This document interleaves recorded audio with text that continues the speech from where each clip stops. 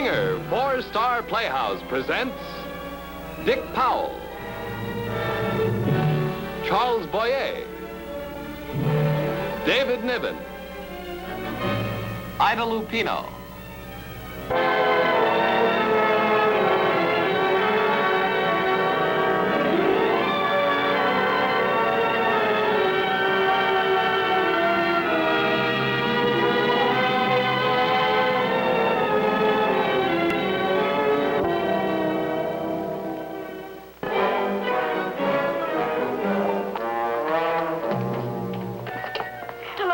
Hello, Miss Randall. Is the doctor busy? He's on the phone. He'll be off in a minute. Won't you sit down? Yes, thank you. Here, Junior, sit here. No, Mrs. Carter, you have nothing to worry about at all. Your baby is not prematurely bald.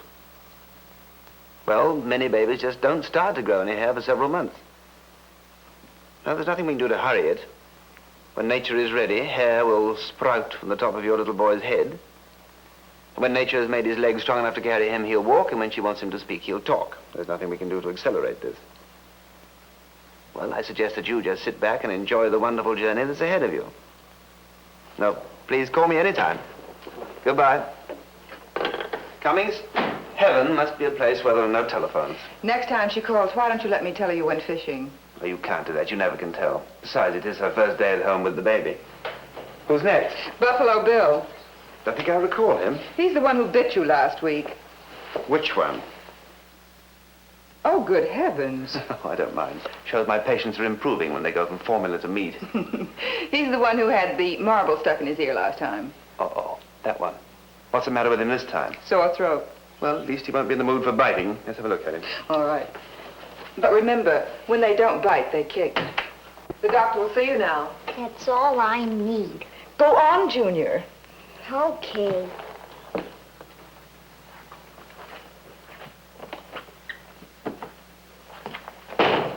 Hi there, Butch.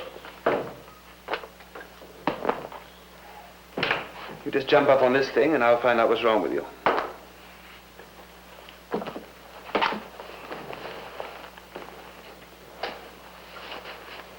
What you gonna do with that wooden thing? This is called a depressor. I have to use this to hold your tongue down so I can look down your throat. Oh, no, you don't. Oh, now, come on, Butch. It doesn't hurt. Wait a minute. Nope. Hey, you're not turning sissy on me, are you? I ain't a sissy. One more wise crack like that, stranger, and I'll plug you. Mm-hmm. Well, you put the field piece away and I'll look down your throat. Nope. Now, Butch, if I don't look down your throat, how am I going to find out what's wrong with you? I don't know. That's your business. You like hot dogs? Yep. I tell you what. You open your mouth and I'll buy you a hot dog. Nope. I thought you just said you liked hot dogs. I got a sore throat. I couldn't swallow it anyway. That's a point. Why didn't I become a brain specialist? I tell you what we'll do. We'll play cowboys and Indians. I'll be an Indian chief and you'll be the United States Cavalry. Do I get to kill you? You get to kill me. Okay, I'll play. Yeah, but first, I capture you and you escape. I get to escape, huh?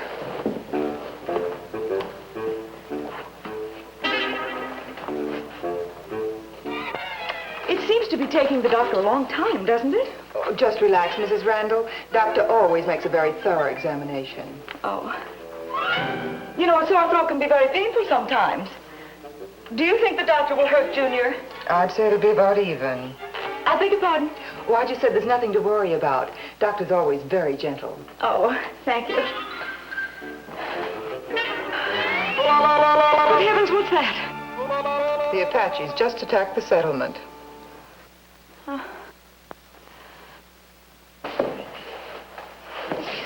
Ugh, ugh.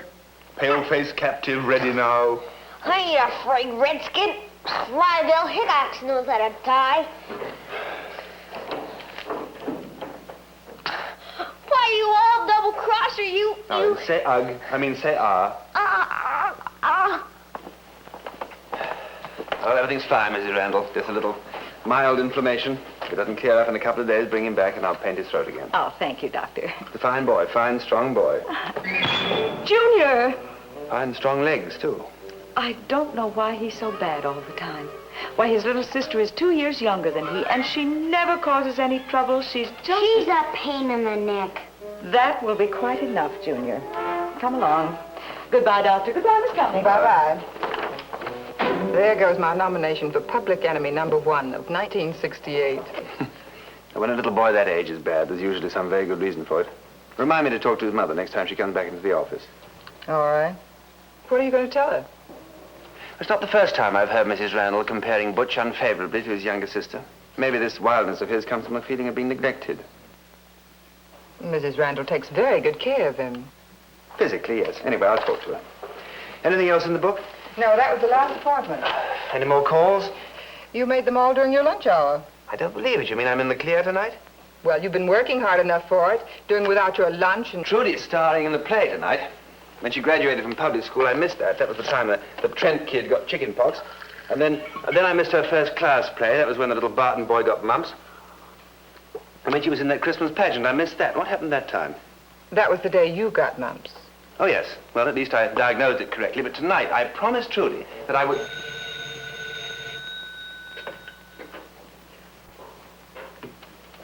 For you? Okay, you start locking up. Hello? Dr. Gentry speaking. Now, Mrs. Carter, calm down, calm down. Take it easy. Now, what's the matter? You fold it into a triangle. And then you pin the two ends together where they meet.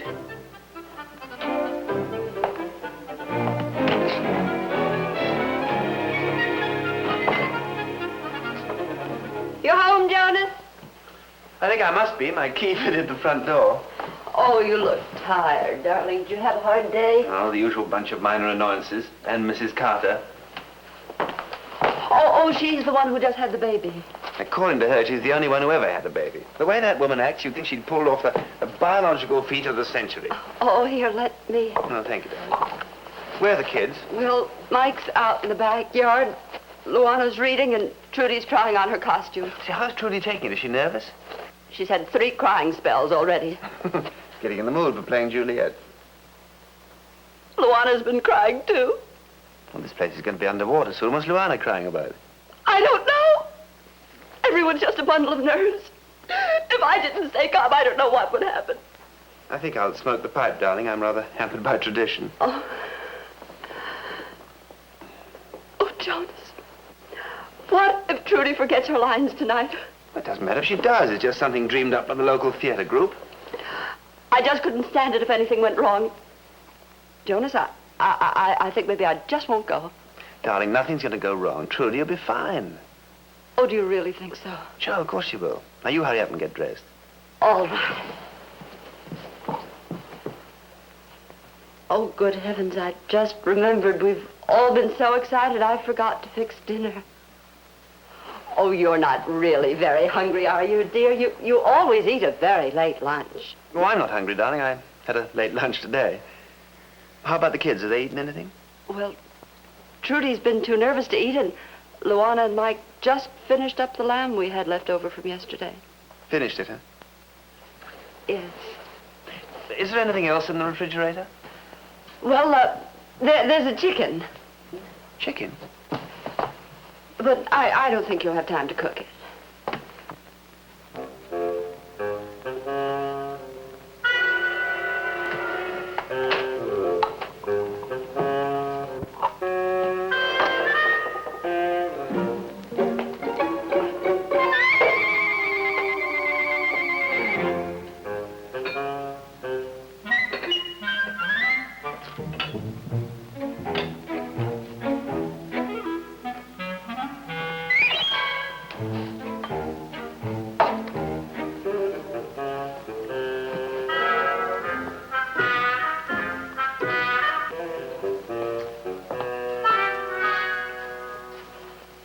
Hey, Mike, this is your father's dinner, all of it.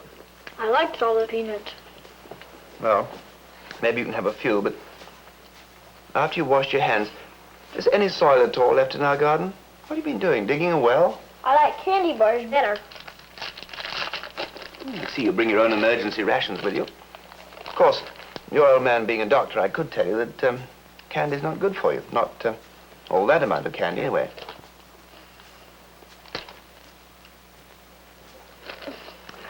Cast your bread upon the waters. Jonas, is Michael there? Mm-hmm. Well, will you send him up? I have to get him ready for bed. You got your marching orders. Hey, Mike. Buy yourself another bar of that candy tomorrow. But don't tell your mother. You and I are supposed to be fed scientifically. All right. You want to see me be an airplane? I want to see you fly up to bed right now. Ready? On your marks. Get set. Go!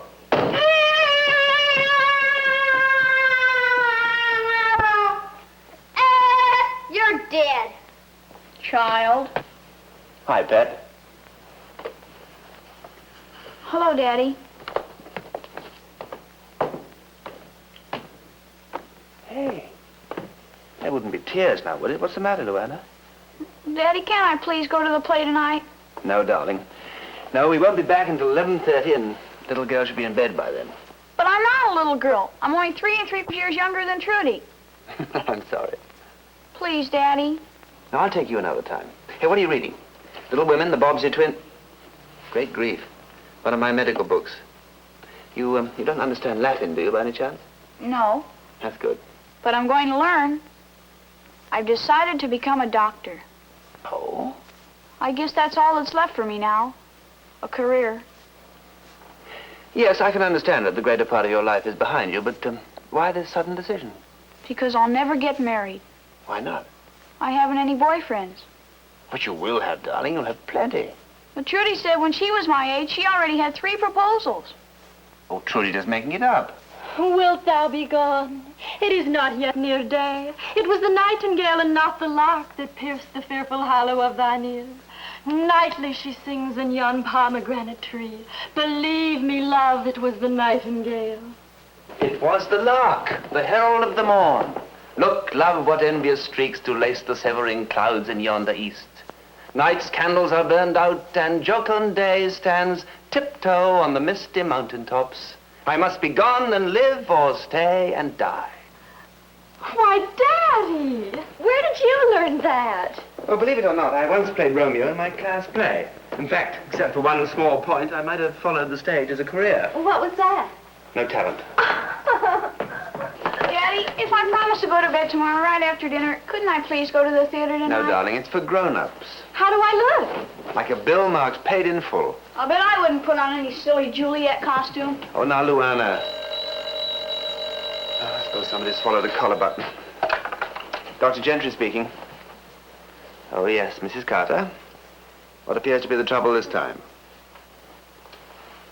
The baby's lost 1/4 pound. Mrs. Carter, I told you, all babies lose a little weight to start with. Well, I would suggest a mild sedative. Not for the baby, Mrs. Carter, for yourself. Get a little rest. That's right. Anytime. Goodbye. Thank the Lord for making babies strong so they can withstand the stupidity of their parents. Oh, now, Jonas, don't you really think it's time you got dressed? I'm going right That up. light is not daylight, I know it. It is some meteor that the sun exhales, to be to thee this night a torch-bearer, to light thee on thy way to Mantua. Therefore, stay yet. Thou needst not be gone. Let me be taken. Let me be put to death. Ah! You're dead. Service for you. Ah! You're dead. Ah! You're dead. Where's Trudy? She's already gone. She had to leave early. The Anderson boy came by for her. Oh, young Crumple Fenders, huh? His car out of the shop again? No. Borrowed his dad's, huh? No. Oh, Evie, you didn't. Oh, he did. I hadn't even finished straightening out his last bump yet. Oh, he'll be very careful. Trudy had so many things to take. Oh, I guess it's all right. We can take a cab. I've already ordered one. Be here in a minute. Well, looks like we're ready. Good night, darling. Don't stay up too late. Good night, Pet. Don't go yet. Why not? I don't feel well. What's the matter? I've got a fever. Feels normal. You don't look flushed. I think my stomach hurts, too. Let me look at your tongue. Come on, let's look at it. From the fleeting glimpse I caught of it, I think you're going to be all right. I've got appendicitis. Where's it hurt? Right here. Oh, very peculiar. The appendix is that side. I think this calls for a medical consultation with your mother. Is there anything really the matter with her? Oh, nothing that tonight's play won't put right. Don't you think we ought to take her? Oh, now, Jonas, you know there won't be any other children there. Besides, I don't think she should try a trick like that. Oh, I guess you're right. Oh, there's the cab. We'd better go. Right. Well, after due consultation with your mother, I think I have just the prescription for you. You just sit very still for 2 minutes after we leave, and then watch television.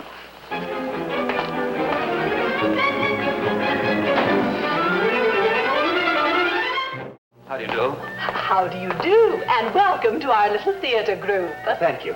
I'm glad to see that there are still some Shakespeare lovers left in this town. I'm a great admirer. I have 2 reservations in the name of Gentry. Gentry? You're Trudy's father? That's right. I'm Mrs. Octavia Upton Smith. I'm the director of this little group. Well, that's just fine if I might have our reservations. I'm so glad your daughter started her career with Shakespeare. Ever since I created this little group, it's always been my goal to have everybody in this town a lover of the Bard of Avon. Quite a task, I imagine. Could I have the reservations? I can tell by your impatience that Shakespeare's your favorite, too. Oh, there are so few of us left these days. I blush to admit it, but even our little theater tonight will not be filled completely. We have some empty seats.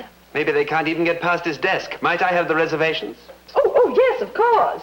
Oh, here they are. Dr. and Mrs. Gentry. Thank you. Dr. Gentry. Why, I didn't know you were a doctor. Dr. Gentry, I've been going to a throat specialist now for the past 5 years, and they just don't seem to be able to do me any good. It's my voice, you know. I'm terribly worried about it. Dr. Gentry, what would you prescribe for my voice? You might try resting it.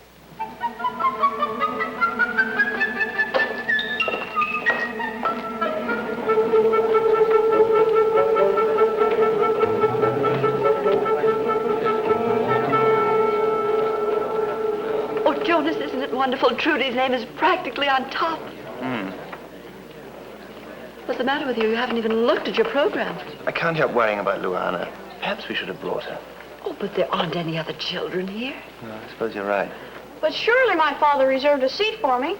Well, I'm sorry, Luana. I didn't even know you were coming. But don't be ridiculous. My sister is playing Juliet. She's the star. This way.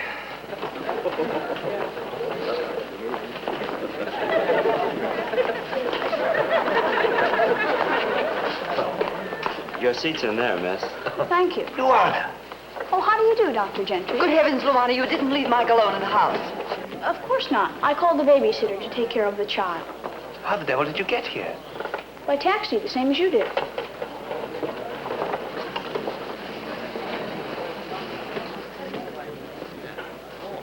That's a lovely outfit you have on. Thank you, Dr. Gentry. I like your hat, too. It's very distinctive. Thank you. Why don't you sit with us? I'm sure this gentleman won't mind changing places. Of course. No, thank you. I've always felt that one appreciates Shakespeare more alone. Now, Luana, really, that's enough. Shh, please. The play is starting. Yes, please. Shh. 2 households, both alike in dignity, in fair Verona, where we lay our scene. What if her eyes were there? They in her head.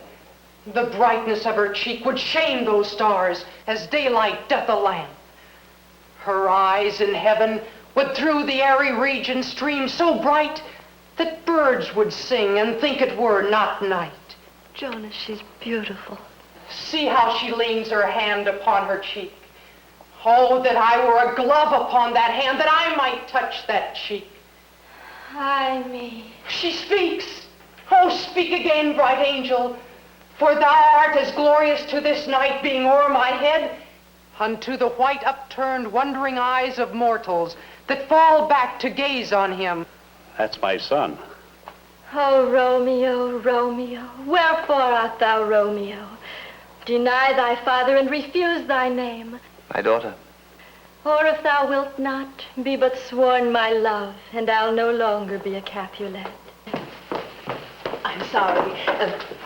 I'm sorry, but we'll have to interrupt our little play for a moment. I have an emergency telephone call for Dr. Jonas Gentry. Won't you come backstage, Dr. Gentry? The telephone is in the wing.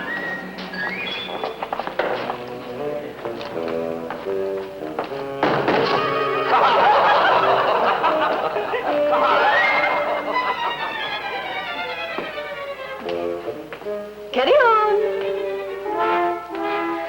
Deny thy father and refuse thy name. Hello.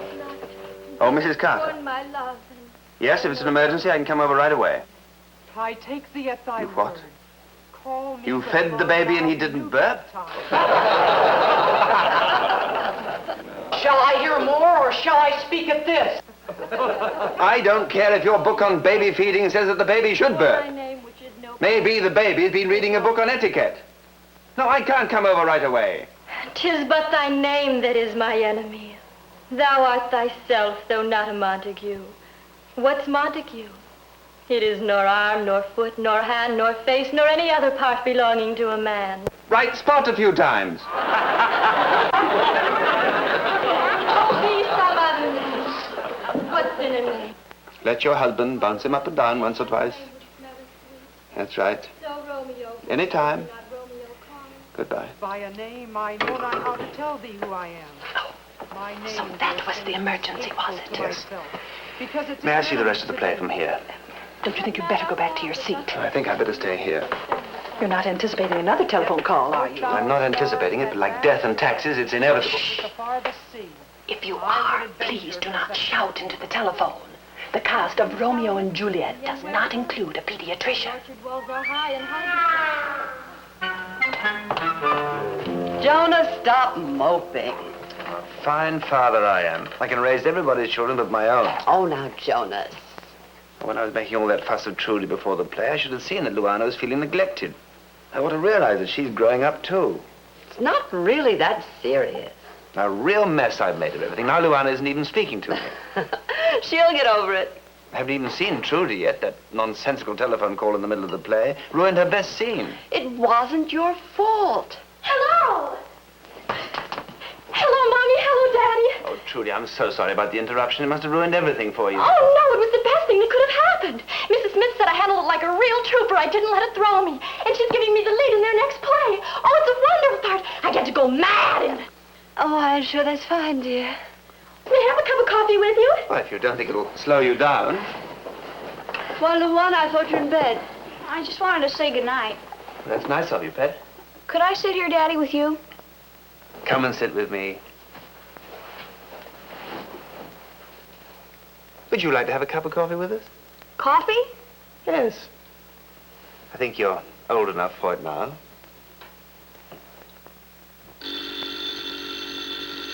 I wonder who that could be.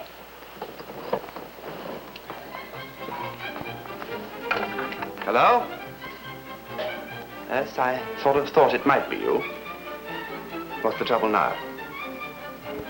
No, I'm glad you did. I wanted to hear. Anytime. Good night.